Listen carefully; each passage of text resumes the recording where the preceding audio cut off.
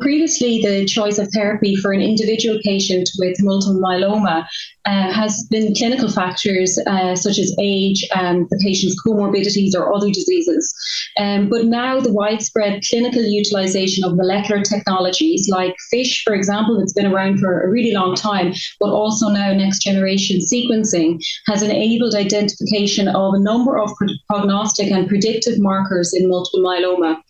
which can help to predict outcomes like progression-free survival, overall survival, and also treatment and response to treatment. And this has enabled development of predictive markers such as the International Staging System, or ISS,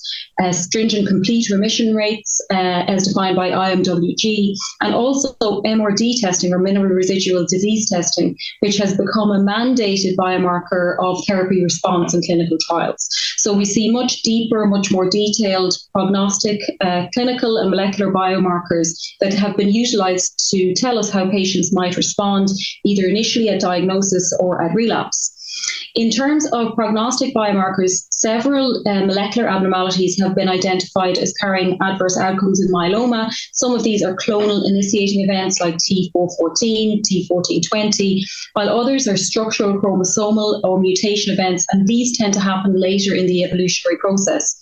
But for example, we still have some gaps in our knowledge, because we know for patients who have greater than 2 cytogenetic abnormalities, or for example have a deletion of 17p, stringent complete response and MRD negativity do not always translate into superior progression-free or overall survival.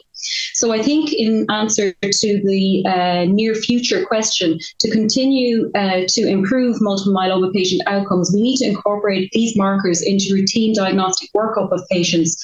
to allow for personalized biologically based treatment approaches. We know that myeloma is an extremely heterogeneous disease, and